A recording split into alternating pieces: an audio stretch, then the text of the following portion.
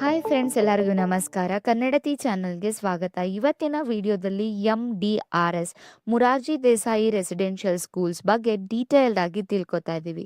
ಈ ಒಂದು ಶಾಲೆಗಳಲ್ಲಿ ಏನೆಲ್ಲ ಫ್ರೀ ಇರುತ್ತೆ, ಕ್ವಾಲಿಟಿ ಆಫ್ ಎಜುಕೇಷನ್ ಹೆಂಗಿರುತ್ತೆ, ಇಲ್ಲಿ ಕೋ ಎಜುಕೇಷನ್ ಇರುತ್ತಾ ಅಥವಾ ಸಪ್ರೇಟ್ ಎಜುಕೇಷನ್ ಇರುತ್ತಾ, ಯಾವ ಗೌರ್ನಮೆಂಟ್ ಕೆಳಗೆ ಈ ಒಂದು ಶಾಲೆಗಳನ್ನು ನಡೆಸ್ತಾ ಇದ್ದಾರೆ, ಇಲ್ಲಿ ಏನೆಲ್ಲ ಫೆಸಿಲಿಟೀಸ್ ಇರುತ್ತೆ, ಫುಡ್ ಹೆಂಗಿರುತ್ತೆ, ಹಾಸ್ಟೆಲ್ ಹೆಂಗಿರುತ್ತೆ, ಯಾವಾಗ ಅಪ್ಲಿಕೇಶನ್ ಹಾಕಬೇಕು, ಎಲ್ಲಿ ಹಾಕಬೇಕು, ಈ ಎಲ್ಲದ್ರ ಬಗ್ಗೆ ಡೀಟೇಲ್ಡ್ ಆಗಿರುವಂತಹ ಇನ್ಫಾರ್ಮೇಷನ್ನ ಈ ಒಂದು ಪುಟ್ಟ ವಿಡಿಯೋದಲ್ಲಿ ನಾವು ತಿಳ್ಕೊತಾ ಇದ್ದೀವಿ. ಮೊದಲನೇದಾಗಿ ನಾವು ಆಲ್ರೆಡಿ JNV ಜವಾಹರ್ ನವೋದಯ ವಿದ್ಯಾಲಯ ಮತ್ತು EMRS ಶಾಲೆಗಳ ಬಗ್ಗೆ ವಿಡಿಯೋ ಮಾಡಿದ್ವಿ. ಅದೇ ಥರ ಇದು ಕೂಡ ಸರ್ಕಾರದಿಂದ ನಡೆಸುವಂತಹ ಒಂದು ಶಾಲೆ ಆಗಿದೆ. ಇಲ್ಲಿ ಎಜುಕೇಷನ್ ಫ್ರೀ ಇರುತ್ತೆ, ಸ್ಟೇ ಫ್ರೀ ಇರುತ್ತೆ ಮತ್ತು ಫುಡ್ ಕೂಡ ಫ್ರೀ ಇರುತ್ತೆ. ಬಟ್ ಆ ಶಾಲೆಗೂ ಈ ಶಾಲೆಗೂ ಏನು ವ್ಯತ್ಯಾಸ ಅಂದರೆ, ಆ ಎರಡೂ ಶಾಲೆಗಳು ಸೆಂಟ್ರಲ್ ಗವರ್ನಮೆಂಟಿಂದ ನಡೆಸ್ತಾರೆ. ಬಟ್ ಈ ಶಾಲೆಗಳು ಬರೋದು ಸ್ಟೇಟ್ ಗವರ್ನಮೆಂಟ್ ಅಂಡರಲ್ಲಿ. ಇದನ್ನು ಕೂಡ ಮಕ್ಕಳು 5ನೇ ಕ್ಲಾಸಲ್ಲಿದ್ದಾಗಲೇ ಅಪ್ಲೈ ಮಾಡಬೇಕಾಗುತ್ತೆ. 6ನೇ ಕ್ಲಾಸಿಂದ 10ನೇ ಕ್ಲಾಸ್ವರೆಗೂ ಕೆಲವೊಂದು ಶಾಲೆಗಳ ಮಾತ್ರ 6ನೇ ಕ್ಲಾಸಿಂದ 12ನೇ ಕ್ಲಾಸ್ವರೆಗೂ ಫ್ರೀ ಎಜುಕೇಷನ್ನ ಕರ್ನಾಟಕ ಸರ್ಕಾರದಿಂದ ಮಕ್ಕಳಿಗೆ ಕೊಡ್ತಾ ಹೋಗುತ್ತೆ. ಬಟ್ ಇಲ್ಲೇನೆಂದರೆ JNV ಮತ್ತು EMRS ಅಷ್ಟು ಟಫ್ ಇರೋದಿಲ್ಲ. 5ನೇ ಕ್ಲಾಸಲ್ಲಿ ಮಕ್ಕಳು ಸಿಲೆಬಸ್ ಏನು ಓದಿರ್ತಾರೆ ಅಲ್ವಾ, ಆ ಸಿಲೆಬಸ್ನೇ ಇಲ್ಲಿ ಕೇಳ್ತಾರೆ.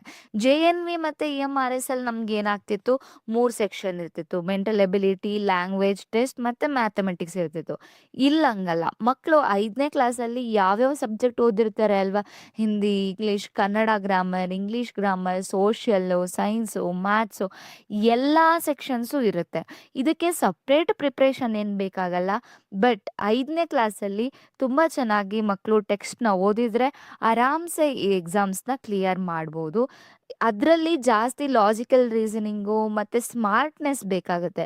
ಬಟ್ ಇದರಲ್ಲಿ ಸ್ಮಾರ್ಟ್ನೆಸ್ ಅನ್ನೋದಕ್ಕಿಂತ ಸ್ಕೂಲ್ ಸಿಲೆಬಸ್ನ ಎಷ್ಟು ಚೆನ್ನಾಗಿ ಓದ್ಕೊಂಡಿರ್ತಾರೋ ಅಷ್ಟು ಚೆನ್ನಾಗಿ ಎಕ್ಸಾಮ್ಸ್ನ ಕ್ಲಿಯರ್ ಮಾಡ್ಬೋದಾಗಿದೆ. ಎಜುಕೇಷನ್ ಕ್ವಾಲಿಟಿ ಹೆಂಗಿದೆ ಅಂತ ನೋಡೋದಾದರೆ, ಕೆಲವೊಂದು ಶಾಲೆಗಳಲ್ಲಿ CBSE ಇರುತ್ತೆ, ಇನ್ನು ಜಾಸ್ತಿ ಶಾಲೆಗಳಲ್ಲಿ ಸ್ಟೇಟ್ ಸಿಲೆಬಸ್ ಇರುತ್ತೆ. ಎಲ್ಲೋ ಒಂದೊಂದು ಶಾಲೆಗಳಲ್ಲಿ ಮಾತ್ರ CBSE, ಜಾಸ್ತಿ ಶಾಲೆಗಳಲ್ಲಿ ಸ್ಟೇಟ್ ಸಿಲೆಬಸ್ ಇರುತ್ತೆ. ಈ ವರ್ಷದಿಂದ ಆಲ್ಮೋಸ್ಟ್ ಎಲ್ಲ ಸ್ಕೂಲ್ಗಳಲ್ಲೂ ಕೂಡ CBSE ಬುಕ್ಸು ಮತ್ತು NCERT ಬುಕ್ಸ್ನೇ ರೆಫರ್ ಮಾಡ್ತಿದ್ದಾರೆ. ಅದು ಖುಷಿ ಕೊಡುವಂತಹ ವಿಷಯ ಆಗಿದೆ. ಈ ಶಾಲೆಗಳು ಕರ್ನಾಟಕ ಸರ್ಕಾರದ ಕೆಳಗೆ ನಡೆಯುವಂಥವಾಗಿದೆ. ಮತ್ತು ಇಲ್ಲೇನಾಗುತ್ತೆ ಅಂದರೆ, ಒಂದೇ ಡಿಸ್ಟಿಕ್ಕಲ್ಲಿ ತುಂಬ ಶಾಲೆಗಳಿರ್ತವೆ. MDRS ಒಂದೇ ಆದ್ರೂ ಅದ್ರ ಕೆಳಗೆ ತುಂಬ ಶಾಲೆಗಳಿರುತ್ತೆ. ಉದಾಹರಣೆಗೆ ಕಿತ್ತೂರಾಣಿ ಚೆನ್ನಮ್ಮ ಸ್ಕೂಲ್ ಅಂತ ಇರುತ್ತೆ, ಮತ್ತು DBRS ಅಂದರೆ ಡಾಕ್ಟರ್ ಅಂಬೇಡ್ಕರ್ ರೆಸಿಡೆನ್ಷಿಯಲ್ ಸ್ಕೂಲ್ಸ್ ಅಂತ ಇರುತ್ತೆ, ಮತ್ತು IGRS Indira Gandhi residential school ಅಂತ ಇರುತ್ತೆ, ಮತ್ತು backward classes Morarji Desai schools ಅಂತ ಇರುತ್ತೆ, ಮತ್ತು minority Morarji Desai residential school ಇರುತ್ತೆ. MDRS ಒಂದೇ ಆದ್ರೂ ಅದ್ರ ಕೆಳಗೆ ಬೇರೆ ಬೇರೆ ಸ್ಕೂಲ್ಸ್ ಇರುತ್ತೆ. ಈ ಥರ IGRS, DBRARS ಈ ಥರ ಎಲ್ಲ ಡಿಫ್ರೆಂಟ್ ಇರುತ್ತೆ. ಬಟ್ ಇಲ್ಲಿ ಎಲ್ಲದಕ್ಕೂ ಎಕ್ಸಾಮ್ ಕಂಡಕ್ಟ್ ಮಾಡೋದು ಒಂದೇ ಎಕ್ಸಾಮ್ಸು, ಅದು ಮುರಾರ್ಜಿ ಎಕ್ಸಾಮ್ಸು. ಅದರಲ್ಲಿ ರ್ಯಾಂಕಿಂಗ್ ಪ್ರಕಾರ ಇವರು ಯಾವ ಶಾಲೆಗೆ ಅಂತ ಹೇಳಿ ಡಿಸೈಡ್ ಆಗುತ್ತೆ. ಅಷ್ಟೇ ಅಲ್ಲ, ಇಲ್ಲಿ ಸ್ಕೂಲ್ಗಳೇ ರಿಸರ್ವ್ ಆಗಿರುತ್ತೆ ಕೆಲವೊಂದೊಂದು. ಇದು ಮೈನಾರಿಟೀಸ್ಗೆ, ಇದು ವುಮೆನ್ಸ್ಗೆ. ಇವಾಗ ಕಿತ್ತೂರಾಣಿ ಚೆನ್ನಮ್ಮ ಶಾಲೆ ಅಂತ ಹೇಳಿದ್ವಲ್ವಾ, ಅಲ್ಲಿ ಕೇವಲ ಹೆಣ್ಮಕ್ಳೇ ಓದ್ತಾರೆ, ಅಲ್ಲಿ ಕೋ ಎಜುಕೇಷನ್ ಇರಲ್ಲ. ಅದೇ ಥರ MDRS ಬಾಯ್ಸ್ ಸ್ಕೂಲ್ಸ್ ಅಂತಲೇ ಇರುತ್ತೆ, ಅಲ್ಲಿ ಬರೀ ಹುಡುಗರನ್ನೇ ತಗೋತಾರೆ, ಅಲ್ಲಿ ಹುಡುಗಿಯರನ್ನು ತಗೊಳ್ಳಲ್ಲ. ಇನ್ನು ಕೆಲವೊಂದು ಶಾಲೆಗಳಲ್ಲಿ ಕೋ ಎಜುಕೇಷನ್ ಇರುತ್ತೆ, ಹುಡುಗಿಯರು ಹುಡುಗರು ಇಬ್ಬರು ಒಟ್ಟಾಗಿ ಓದುವಂತಹ ಫೆಸಿಲಿಟೀಸ್ ಇರುತ್ತೆ. ಸೊ ನಾವು ಅಪ್ಲಿಕೇಶನ್ ಹಾಕಬೇಕಾದ್ರೆ ಯಾವುದಕ್ಕೆ ಪ್ರಿಫರೆನ್ಸ್ ಕೊಡ್ತೀವಿ, ಮತ್ತು ಪಾಸ್ ಆದಾಗ ಅದ್ರ ಬೇಸಿಸ್ ಮೇಲೆ ನಮಗೆ ಸೀಟ್ ಸಿಗ್ತಾ ಹೋಗುತ್ತೆ. ಇದರಲ್ಲೂ ಕೂಡ ರಿಸರ್ವೇಷನ್ಸ್ ಇದೆ. OBC ಸ್ಟೇಟ್ ಲಿಸ್ಟಲ್ಲಿ ಯಾರು OBC, SC, STs ಅಂತ ಎಲ್ಲ ಡಿಕ್ಲೇರ್ ಮಾಡಿರ್ತಾರೆ, ಸ್ಟೇಟ್ ಲಿಸ್ಟ್ ಪ್ರಕಾರ, ಸ್ಟೇಟ್ ಕ್ಯಾಸ್ಟ್ ಸರ್ಟಿಫಿಕೇಟ್ ಪ್ರಕಾರ ಇಲ್ಲಿ ಸೀಟ್ಸ್ನ ಕೊಡ್ತಾ ಹೋಗ್ತಾರೆ. OBC ಅವ್ರಿಗೆ ಸಪ್ರೇಟ್ ಇರುತ್ತೆ, ಮತ್ತು ರೂರಲ್ ಸ್ಟೂಡೆಂಟ್ಸಿಗೆ ಸಪ್ರೇಟ್ ರಿಸರ್ವೇಷನ್ ಇರುತ್ತೆ, ಹೆಣ್ಮಕ್ಳಿಗೆ ಬೇರೆ ಸಪ್ರೇಟ್ ರಿಸರ್ವೇಷನ್ ಇರುತ್ತೆ. ಒಂದೊಂದು ಶಾಲೆ ಯಾವುದಕ್ಕೆ ಮೀಸಲಾಗಿರುತ್ತೆ ಅಲ್ವಾ, ಆ ಶಾಲೆಯಲ್ಲಿ ಇವಾಗ SC STಗೆ ಮೀಸಲಾಗಿದೆ ಅಂತ ಅಂದರೆ ಮೆಜಾರಿಟಿ ಮಕ್ಕಳನ್ನು SC STಯಿಂದನೇ ತಗೋತಾರೆ. OBCಗೆ ಮೀಸಲಾಗಿದೆ ಅಂದರೆ ಜಾಸ್ತಿ ಜನ ಮಕ್ಕಳನ್ನ OBC ಕ್ಯಾಟಗರಿಯಲ್ಲಿ ಸೀಟ್ಸ್ ಕೊಡ್ತಾರೆ. ಹಂಗಂತ ಜನರಲ್ ಇರಲ್ಲ ಅಂತ ಅಲ್ಲ, ಜನರಲ್ ಅವ್ರು ಕೂಡ ಇರ್ತಾರೆ. ಕೋ ಕರಿಕ್ಯುಲರ್ ಆಕ್ಟಿವಿಟೀಸ್ ತುಂಬಾ ಚೆನ್ನಾಗಿರುತ್ತೆ, ಸ್ಪೋರ್ಟ್ಸ್ ಇರುತ್ತೆ. ಆದ್ರೆ ಕೆಲವೊಂದು ಶಾಲೆಗಳಲ್ಲಿ ಬಿಲ್ಡಿಂಗ್ ಚೆನ್ನಾಗಿರೋದಿಲ್ಲ ಅಥವಾ ಫೀಲ್ಡ್ ಇರೋಲ್ಲ. ಈ ಥರ ಒಂದು ಸೆಟ್ ಬ್ಯಾಕ್ಸ್ ಇರುತ್ತೆ. ನಾವು ಅಪ್ಲಿಕೇಶನ್ ಹಾಕ್ಬೇಕಾದ್ರೆ ಅಲ್ಲಿ ನೋಡಿ ಹಾಕಿದ್ರೆ ಒಳ್ಳೆಯದು. ಬಟ್ ಕೆಲವೊಂದು ಶಾಲೆಗಳು ತುಂಬಾನೇ ಚೆನ್ನಾಗಿರುತ್ತೆ. ಆ ತಾಲೂಕಲ್ಲಿ, ಆ ಡಿಸ್ಟ್ರಿಕ್ಟಲ್ಲಿ ತುಂಬ ಒಳ್ಳೆ ಹೆಸರು ಮಾಡಿರುತ್ತೆ. ಸ್ಪೋರ್ಟ್ಸಲ್ಲಿ, ಕೋ ಕರಿಕ್ಯುಲರ್ ಆಕ್ಟಿವಿಟೀಸಲ್ಲಿ ಎಲ್ಲ. ಟೀಚಿಂಗ್ ವೈಸ್ ತುಂಬ ಚೆನ್ನಾಗಿದೆ. ಮತ್ತು ಫೆಸಿಲಿಟೀಸ್ ಕೂಡ ಅಷ್ಟೇ. ಒಂದು ವಿದ್ಯಾರ್ಥಿಗೆ ಏನೆಲ್ಲ ನ್ಯೂಟ್ರಿಯೆಂಟ್ಸ್ ಬೇಕು, ಆತ ಬದುಕೋದಕ್ಕೆ, ಅಲ್ಲಿ ಇರೋದಕ್ಕೆ, ಸ್ಟೇ ಆಗೋದಕ್ಕೆ ಏನೆಲ್ಲ ನೀಡಿದೆ, ಅದಷ್ಟು ಕಿಟ್ಟನ್ನು ಸರ್ಕಾರನೇ ಒದಗಿಸುತ್ತೆ. ಉದಾಹರಣೆಗೆ ಒಳ್ಳೆ ಊಟ ಕೊಡ್ತಾರೆ. ದಿನದಲ್ಲಿ 4 ಸರಿ ಅವರಿಗೆ ನ್ಯೂಟ್ರಿಷಿಯಸ್ ಫುಡ್‌ನ ಕೊಡ್ತಾರೆ. ಕಾಳು, ಹಾಲು, ಮಾರ್ನಿಂಗ್ ಬೇರೆ ಟಿಫನ್ ಇರುತ್ತೆ, ಮಧ್ಯಾಹ್ನ ಬೇರೆ, ನೈಟ್ ಬೇರೆ, ಮತ್ತು ಈವ್ನಿಂಗ್ ಸ್ನ್ಯಾಕ್ಸ್ ಕೂಡ ಇರುತ್ತೆ. ಒಂದು ಡಿಸಿಪ್ಲೀನ್ಡ್ ಆದಂತಹ ರೊಟೀನ್‌ನ ಪ್ರತಿಯೊಂದು ಮಕ್ಕಳಿಗೂ ಕೂಡ ಈ ಶಾಲೆಗಳಲ್ಲಿ ಒದಗಿಸ್ತಾರೆ. ಇಡೀ ಕರ್ನಾಟಕದಲ್ಲಿ 800ಕ್ಕೂ ಹೆಚ್ಚು ಶಾಲೆಗಳು ಇದಾವೆ. ಹಂಗಿದ್ರೆ ಅಪ್ಲಿಕೇಶನ್ ಹೆಂಗ್ ಹಾಕ್ಬೇಕು? JNV ಥರ ಆನ್‌ಲೈನಲ್ಲಿ ಹಾಕ್ಬೋದಾ ಅಂತ ನೋಡೋದಾದ್ರೆ, ಆನ್‌ಲೈನಲ್ಲಿ ಕೂಡ ಒಂದು ಆಪರ್ಚುನಿಟಿ ಇದೆ. ಇನ್ ಕೇಸ್ ಆನ್‌ಲೈನಲ್ಲಿ ಹಾಕಕ್ಕೆ ನಮಗೆ ಗೊತ್ತಾಗ್ಲಿಲ್ಲ, ಮತ್ತೆ ಜಾಸ್ತಿ ಎಫೆಕ್ಟಿವ್ ಆಗಿ, ಡೀಟೈಲ್ಡ್ ಆಗಿ ಅದ್ರ ಬಗ್ಗೆ ತಿಳ್ಕೊಂಡು ಹಾಕ್ಬೇಕು ಅಂದರೆ, ನೇರವಾಗಿ ನೀವು ಶಾಲೆಗಳಿಗೇನೆ ವಿಸಿಟ್ ಮಾಡ್ಬೋದು.